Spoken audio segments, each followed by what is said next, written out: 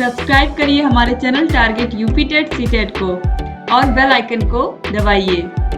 Hello दोस्तों, मैं आनंद स्वागत करता हूं आप सभी का आपके अपने चैनल और app target UP TET CTET में। दोस्तों, जैसा कि आपको पता है, मैं आपको डीएलएड 4th सेमेस्टर के पवन सीरीज को पूरा सॉल्व करा रहा हूं। यहाँ पे जितने भी बहुविकल्पी प्रश्न हैं उनका सोल्यूशन यहाँ पे मैं दे रहा हूँ। जो भी गलतियां हैं उनको मैं आपको यहाँ पे सही करके बता रहा हूँ।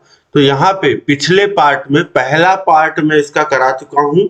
उस पार्ट को अगर आपने नहीं देखा है तो नीचे डिस्क्रिप्शन में लिंक मिल जाएगा, वहां से जा करके आप देख सकते हैं। इसी तरीके से पूरा आपका सिलेबस मैंने कंप्लीट करा दिया गया है हैंड रिटन नोट्स के माध्यम से। अगर अभी तक आपने नहीं देखा है तो अभी आप देख लीजिए और इसी तरीके से लगातार प्रैक्टिस करते हुए मेरे साथ चलिए, ताकि आप एग्जाम में अच्छा स्कोर कर पाएं।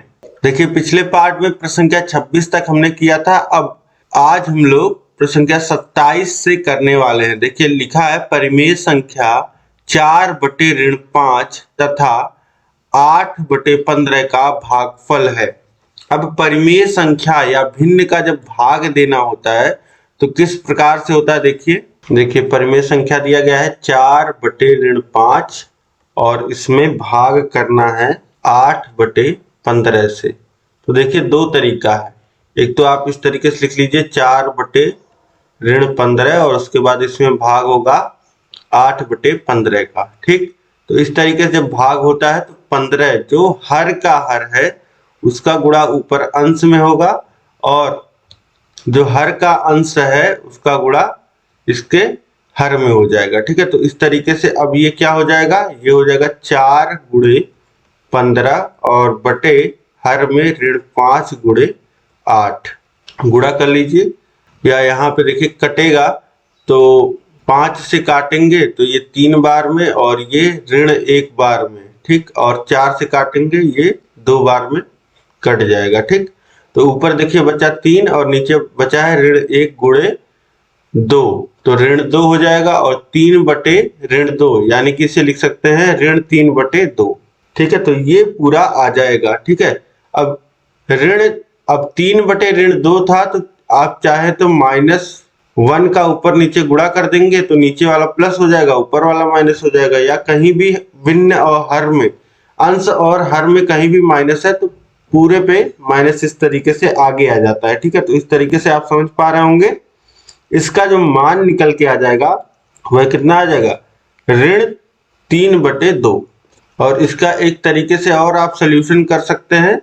देखिए, जब भाग होता है, दो भिन्नों का भाग होता है तो उसको आप चाहें तो गुणे के रूप में लिख सकते हैं। बस क्या करना होता है, जो भाग जिससे हो रहा है उस भिन्न को पलट दीजिए बाद वाले को और ये हो जाएगा इस तरीके से गुणे के रूप में। फिर सॉल्व करेंगे तो वही आ जाएगा -3/2। ठीक है, तो इस तरीके से किसी तरीके से सॉल्व करेंगे, वैल्यू क्या आ जाएगी, जो सरलतम रूप आ जाएगा, भागफल आ जाएगा, वह -3/2 आ जाएगा। इसके बाद देखिए संख्या 28 है। एक पासा फेंकने पर प्रतिदर्श समष्टि अभाज्य संख्या के अवयवों की संख्या है।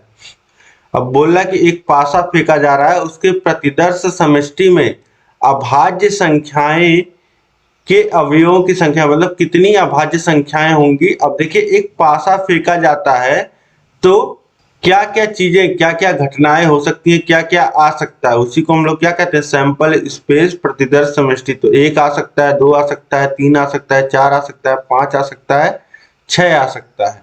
ठीक, अब बोल रहा है कि अभाज्य संख्याएं कौन कौन सी होंगी। तो देखिए, एक जो होगा, एक जब आएगा तो एक ना तो भाज्य संख्या होती है ना ही अभाज्य।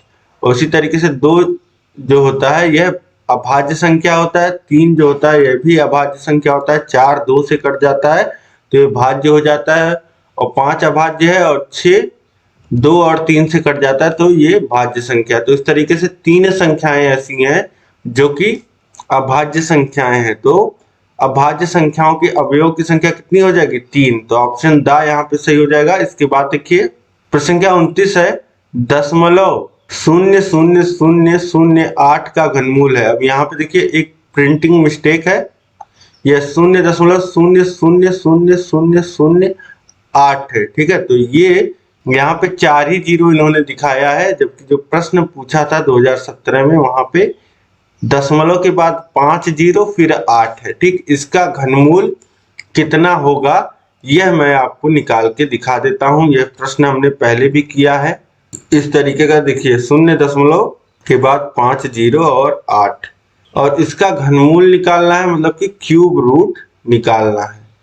ठीक, अब इसको कैसे कर सकते हैं, देखिए ऊपर नीचे हम क्या करेंगे, 10 के घाते 6 से गुणा कर देंगे ताकि 6 स्थान दशमलव खिसक जाए। 3 स्थान ये, 3 स्थान इधर। ठीक है, 6 स्थान जब दशमलव खिसक जाएगा तो ऊपर 8 बचेगा और नीचे 10 के घाते 6 बचेगा। अब इसको आसानी से, जब भिन्न है तो क्यूब रूट ऑफ 8 लिख सकते हैं और इसको क्यूब रूट ऑफ 10 के घाते 6 लिख सकते हैं। इसका क्यूब रूट लेंगे तो 2 आ जाएगा और इसका 10 के घाते 2, यानी कि 2 के बटे 100 हो जाएगा ये, और भाग दे देंगे तो 0.02 मान आ जाएगा। मतलब कि 0.000008 का जो घनमूल हो जाएगा वह 0.02 हो जाएगा। यहाँ पे देखिए ऑप्शंस में ऑप्शन बा जो हो जाएगा यह बिल्कुल सही हो जाएगा। इसके बाद देखिए प्रश्न संख्या 30 है, साइन 30 अंश बटे कॉस 60 अंश का मान बताना है।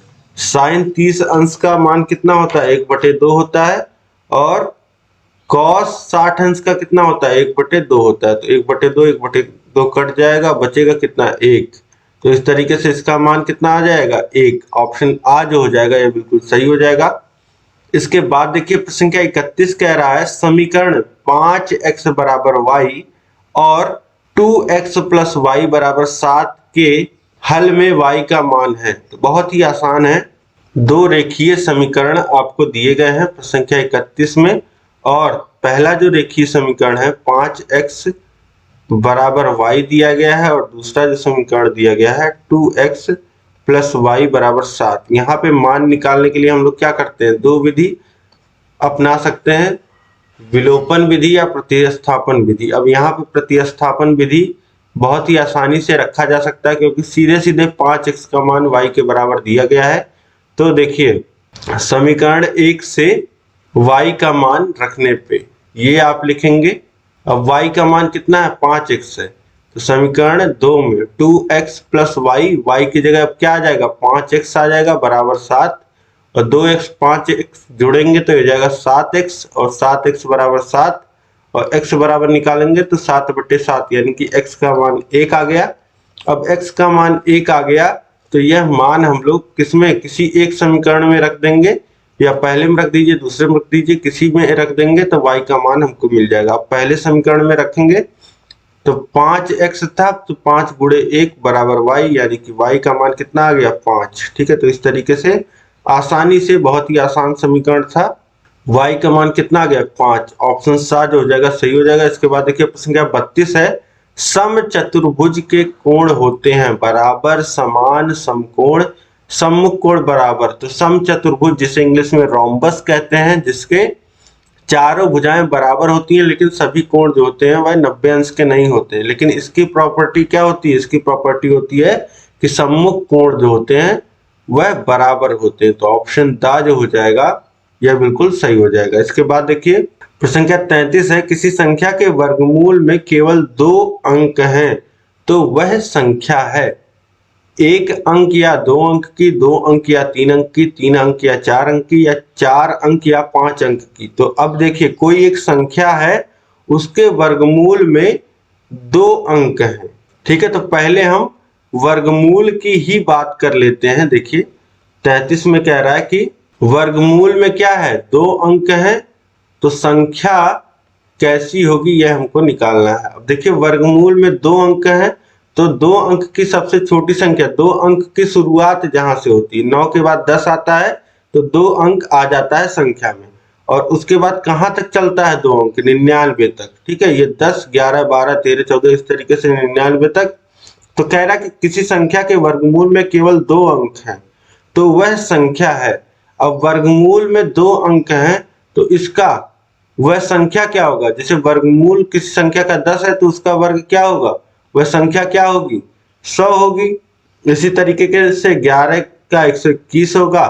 ठीक, और इसी तरीके से 99 के बाद देखिए 100 का अगर हम लेते हैं तो आसान पड़ेगा। 100 का हो जाएगा ये 5 अंक की सबसे छोटी संख्या, मतलब इससे पहले पहले जो संख्याएं आएंगी वह कितने अंक की होंगी, 4 अंक की होंगी, ठीक है। और इस तरीके से 99 का अगर हम वर्ग निकालते भी हैं, ठीक है, 99 का वर्ग अगर हम यहाँ पे निकाल लें तो ये आता है 9801, ठीक, ये आप समझ गए। तो अब देखिए, अब जो 2 अंक की संख्या है, 2 अंक की संख्या, इसका अगर हम वर्ग करते हैं, 2 अंक की जो संख्या है उसका वर्ग हम करते हैं तो हमको 3 अंक की संख्या मिलती है, या फिर आगे चल के 4 अंक की संख्याएं मिलने लगती हैं। जो 5 अंक की संख्या है वह 3 अंक की संख्या का वर्ग है, ठीक है। तो इस तरीके से आप समझ गए कि जो 2 अंक की संख्या है उसका वर्ग 3 अंक की या 4 अंक की संख्या है। तो इस तरीके से किसी संख्या के वर्गमूल में अगर केवल 2 अंक हैं तो उस संख्या में 3 अंक या 4 अंक होंगे। ऑप्शन सा जो हो जाएगा ये बिल्कुल सही हो जाएगा। इसके बाद देखिए प्रश्न संख्या 34 है, 3 सही 3/8 का घनमूल है। 3 सही 3/8 को कितना लिखा जा सकता है, 8 का गुणा 3 में होगा 24 और ऊपर वाला 3 जुड़ जाएगा, 24 3 27, ये हो जाएगा 27/8, यानी कि आपको 27/8 का घनमूल निकालना है, मतलब क्यूब रूट लेना है। तो ऊपर हो जाएगा क्यूब रूट ऑफ 27, 27 को लिख सकते हैं 3 का क्यूब, और नीचे हो जाएगा 8 का क्यूब रूट, यानी कि 2 का क्यूब लिख सकते हैं 8 को, तो ऊपर बचेगा 3, नीचे बचेगा 2, तो 3/2 जो कि ऑप्शन सा में दिया गया है ये बिल्कुल सही हो जाएगा।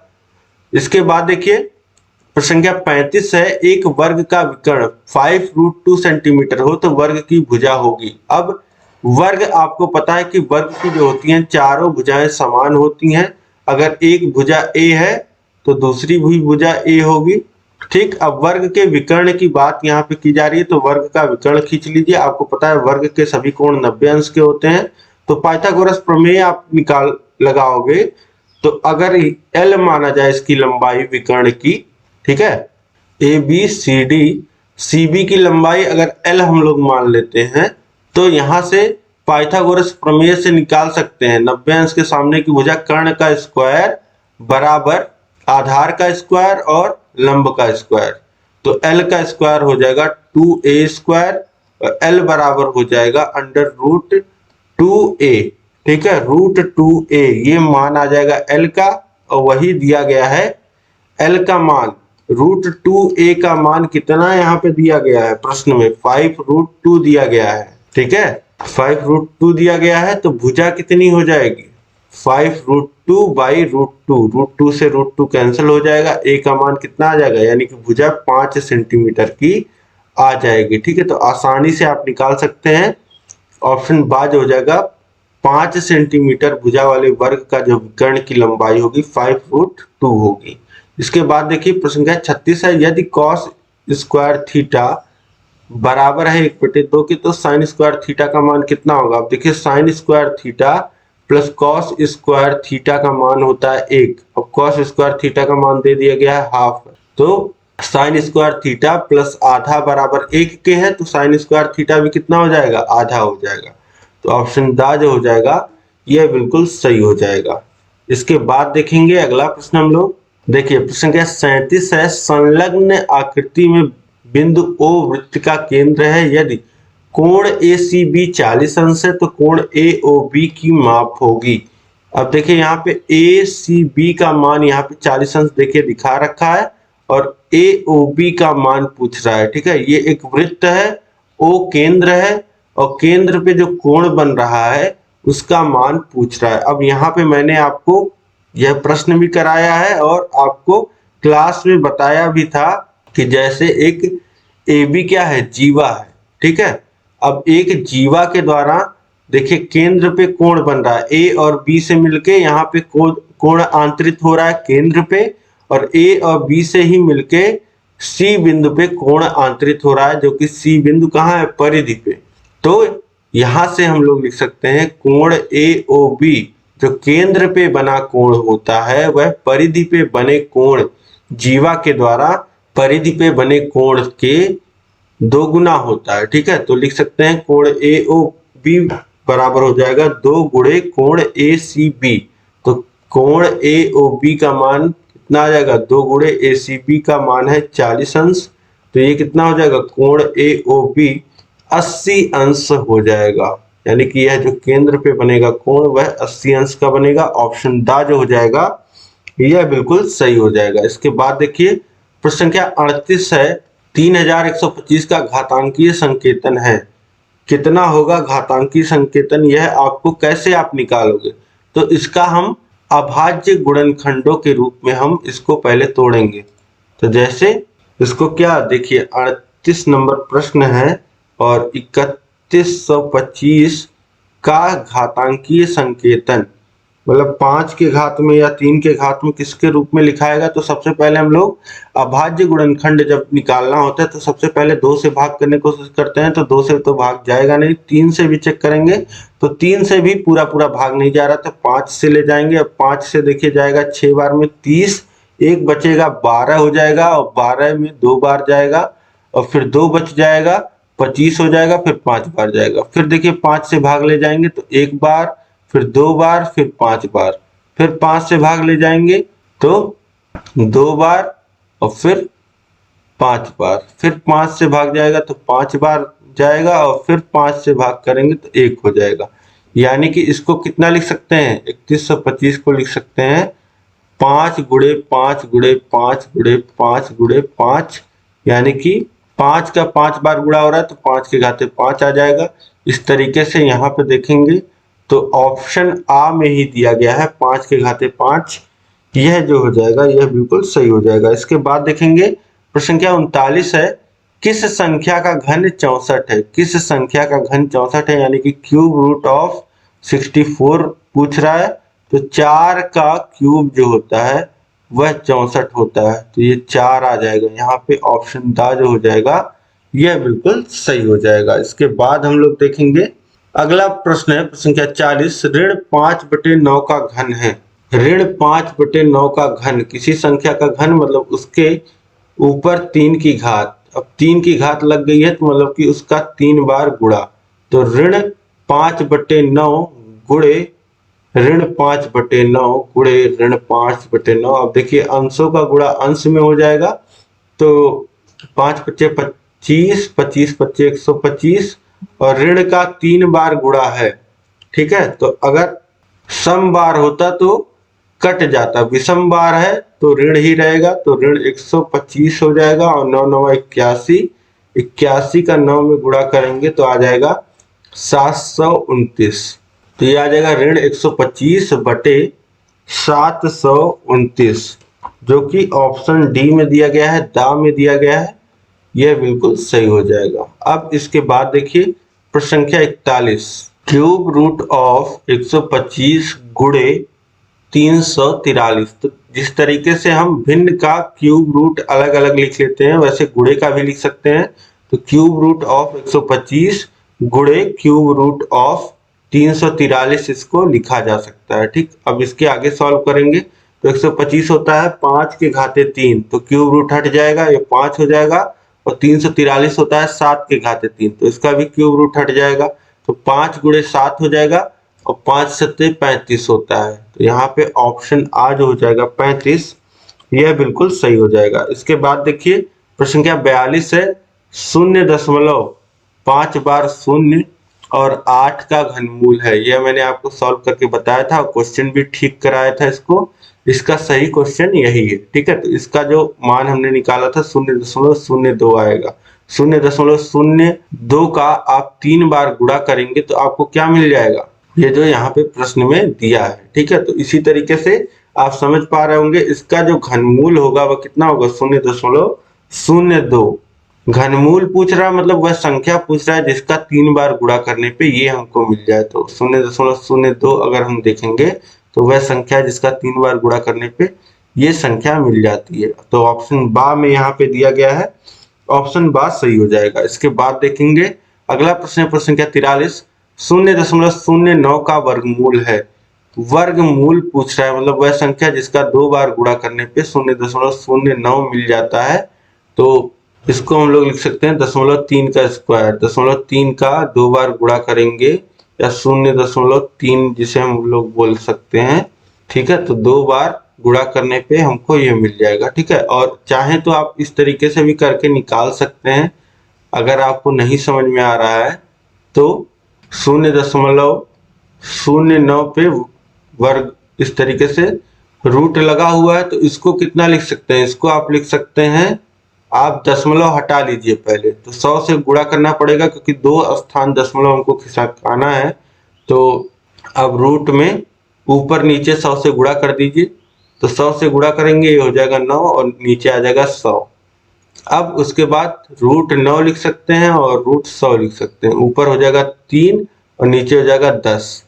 3 में 10 से भाग होगा तो 0.3 आ जाएगा। तो इस तरीके से भी सॉल्व कर सकते हैं। ऑप्शन आ बिल्कुल सही हो जाएगा। इसके बाद देखिए प्रश्न संख्या 44 है, 0.1 का वर्ग क्या होगा। 0.1 का वर्ग मतलब कि 0.1 का 2 बार गुणा, 2 बार गुणा करेंगे तो 1 मिलेगा और दशमलव जो है वह 2 स्थान पे लगेगा, तो 0.01 ऑप्शन सा जो हो जाएगा यह बिल्कुल सही हो जाएगा, ठीक है। और यहाँ पे एक इंटरेस्टिंग बात आप लोग ध्यान रखिएगा कि देखिए जब दो संख्याओं का आप गुणा करते हैं तो संख्याओं का जो मान होता है वह बढ़ता है, लेकिन यह एक जगह इसका एग्जम्पशन होता है। जैसे अगर आप किसी संख्या में 0 से लेकर के 1 के बीच की संख्या यानी कि 0.1, 0.2, 0.3 इस तरीके की संख्या का किसी संख्या में आप गुणा करेंगे तो ओवरऑल मान जो होता है वह घट जाता है। इसी तरीके से 0.1 का गुणा 0.1 में जब हुआ तो मान और घट गया, 0.01 आ गया, ठीक है। तो इसी तरीके से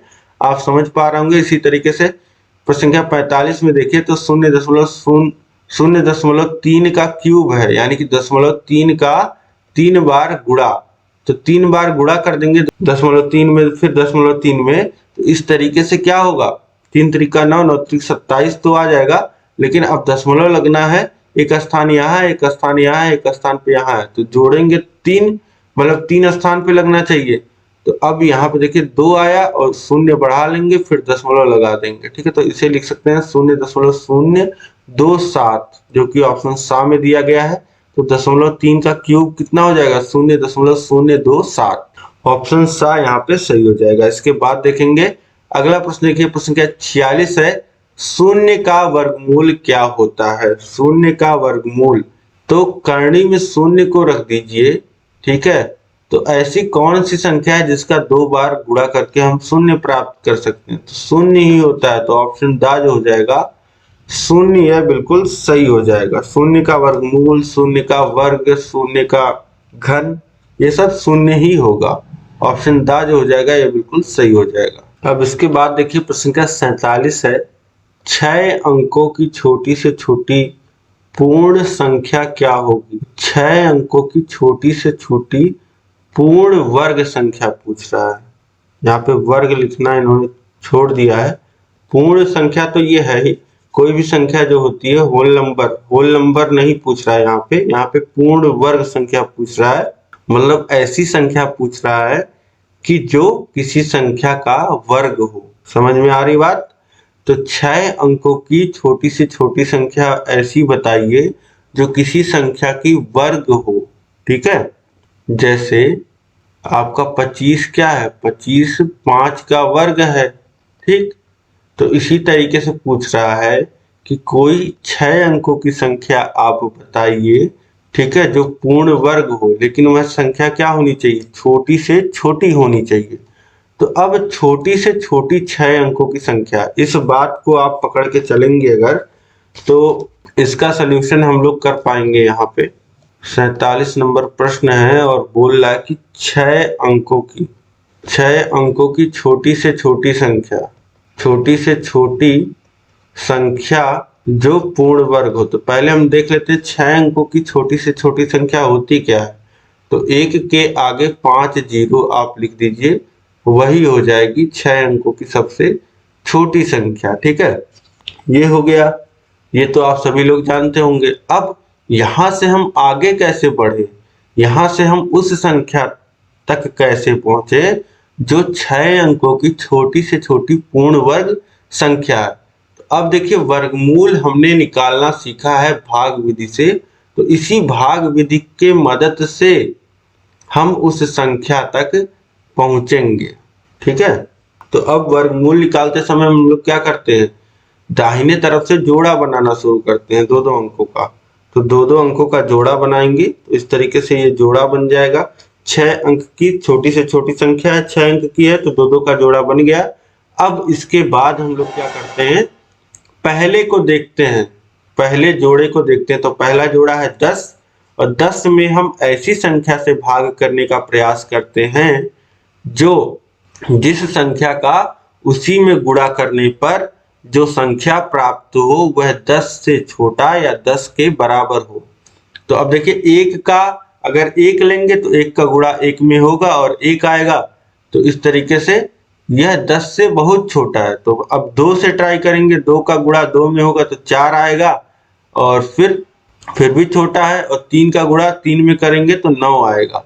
3 लेंगे तो 9 आ जाएगा, ठीक, और 4 लेंगे तो 16 आ जाएगा। तो इस तरीके से छोटा होना चाहिए या बराबर होना चाहिए, तो छोटे को लेंगे और बड़े से बड़े को लेंगे। ठीक है, 10 से छोटा, तो इस तरीके से 3 हमने लिया। अब 3 यहाँ लिख दिया, तो 3 ऊपर भी लिखेंगे और 3 का 3 में गुणा करके यहाँ लिख देंगे 9, और फिर 3 जोड़ भी देंगे इसमें।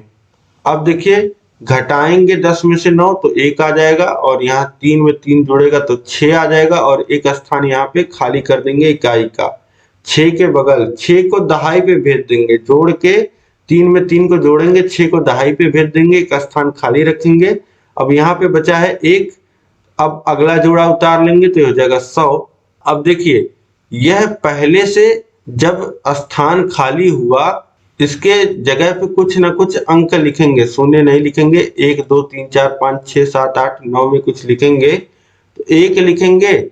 तो अब वही प्रोसेस फिर से, जो संख्या यहाँ पे लिखेंगे उसी संख्या का गुणा इसमें होगा। ये जो संख्या प्राप्त होगी, 6 के बगल 1 लिख दिए तो 61 प्राप्त हो गया। अब 61 में जब 1 लिखे हैं तो 1 का गुणा होगा, 1 का गुणा होगा तो 61 आ जाएगा। अब 2 लिखेंगे तो 62 हो जाएगा, और 62 में 2 का गुणा होगा तो वह 100 के पार चला जाएगा। तो इसीलिए 1 ही लिखेंगे। 100 के बराबर या 100 से छोटी संख्या हमको चाहिए। ठीक, तो इस तरीके से अब ये हो जाएगा 61, और 1 ऊपर भी लिख देंगे और 1 जोड़ देंगे और एक स्थान खाली कर देंगे। 61 में जोड़ेंगे 62 हो जाएगा, एक स्थान हमने छोड़ दिया, और ये घटाएंगे तो 9 और 3 39 हो जाएगा, 39 हो गया। अब इसके बाद यहाँ पे देखिए अगला जोड़ा उतर जाएगा। ठीक, ये अब देखिए 3900 हो गया। अब इसके बाद हम लोग देखते हैं कि कितने का गुणा कर सकते हैं। तो 6 पच्चे 30 होता है। अगर यहाँ पे हम लोग 1 लिखेंगे तो 621 हो जाएगा, और 1 का गुणा होगा 621 ही रह जाएगा। 2 का गुणा करेंगे तो यह 1250 के लगभग जाएगा।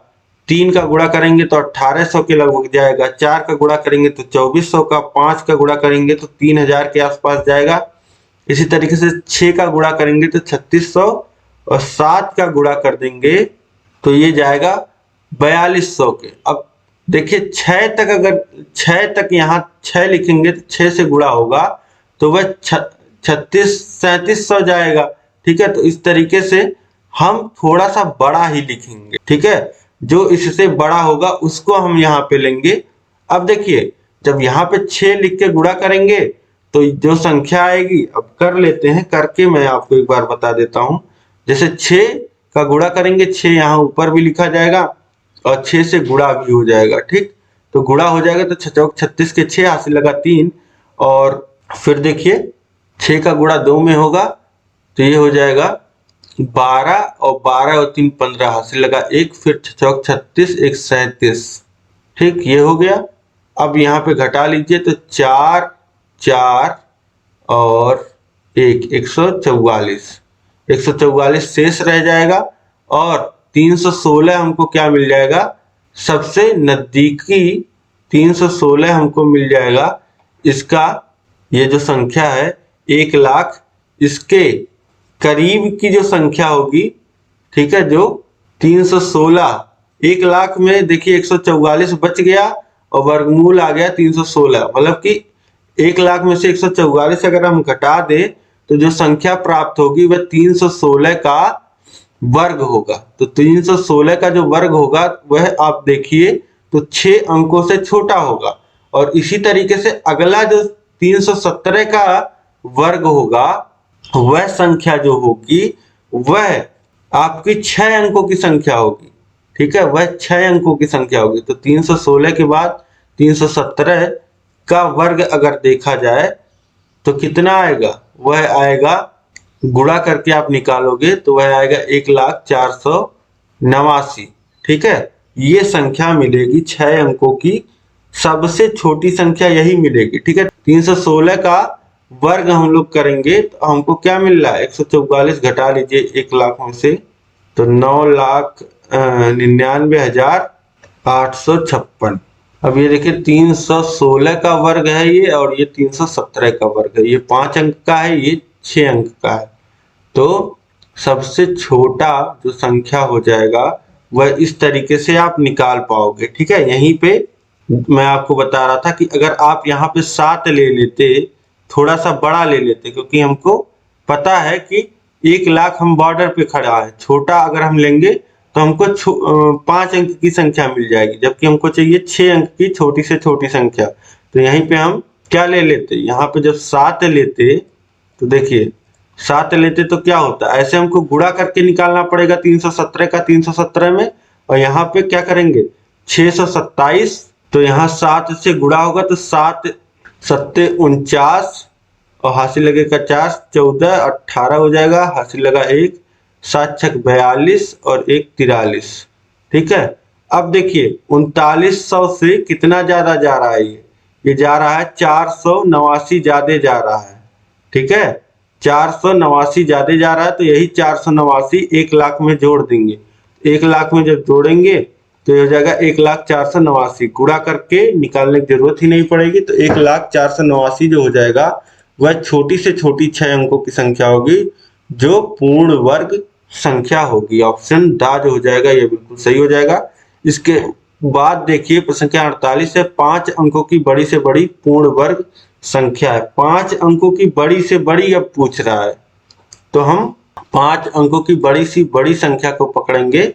तो 5 अंकों की बड़ी से बड़ी संख्या जो होगी 5 बार 9 लिख दीजिए और इसका वर्गमूल निकालेंगे। तो देखिए अब इसका वर्गमूल निकालिए तो 5 अंकों की बड़ी से बड़ी संख्या हमको चाहिए।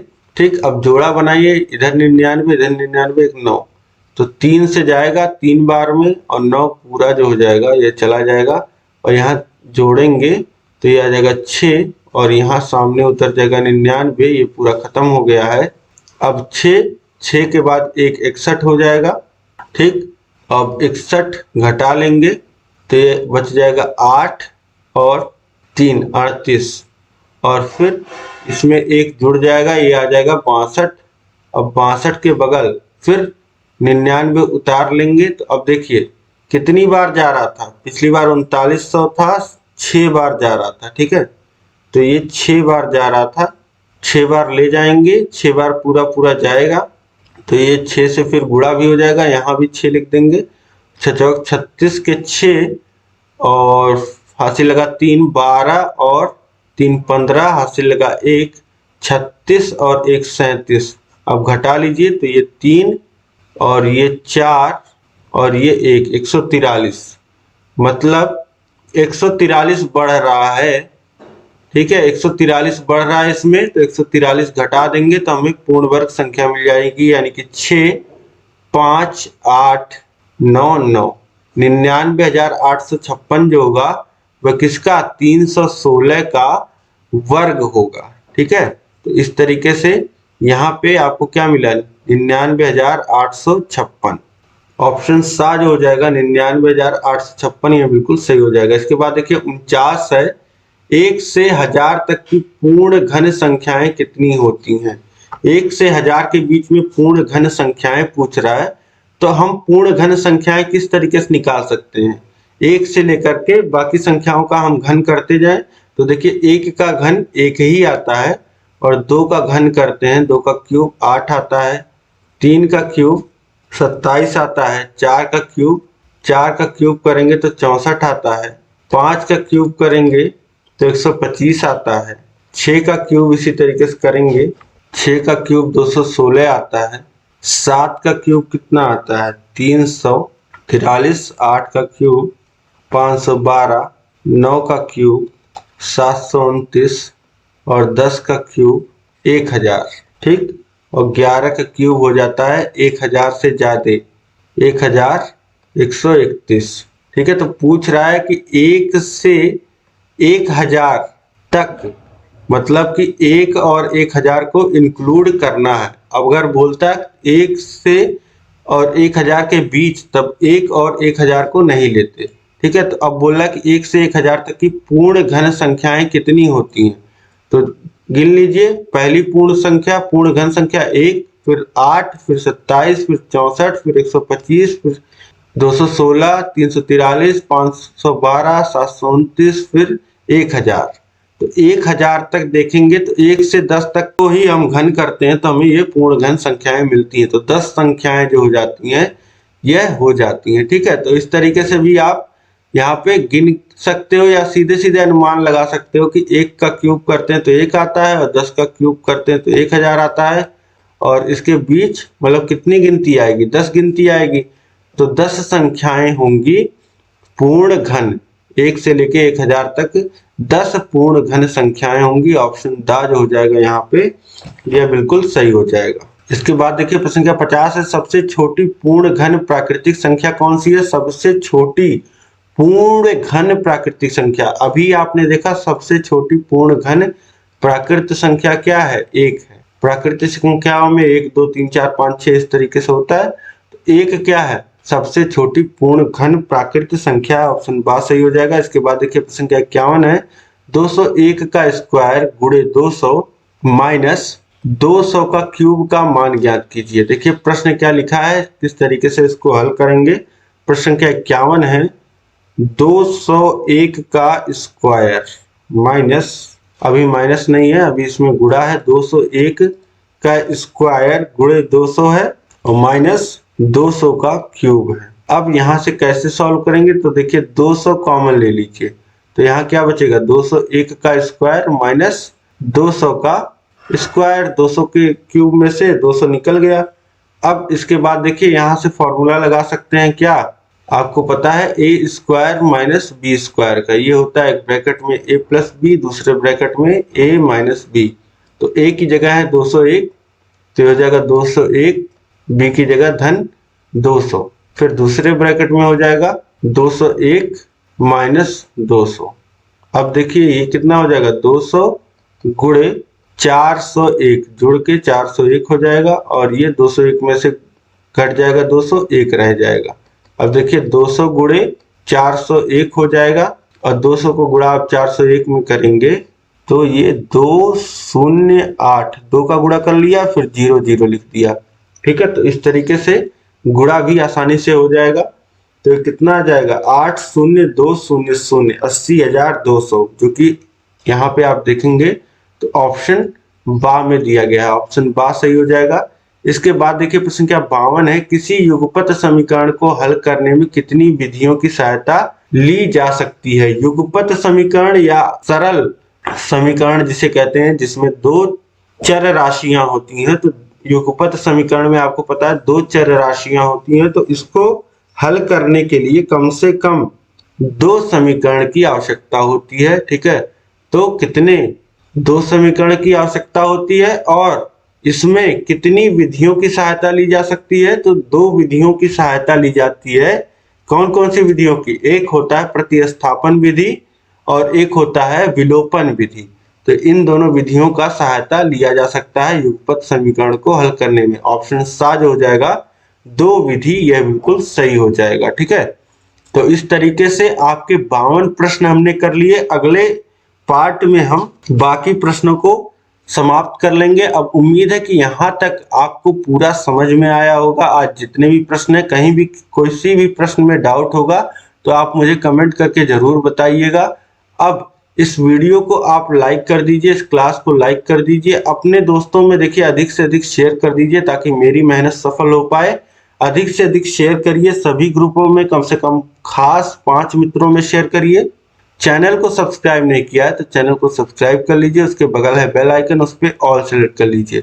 यह क्लास आपको पूरी समझ में आई हो तो यस लिख करके कमेंट करिए, और साथ ही साथ जो भी आपका फीडबैक है वह कमेंट करिएगा।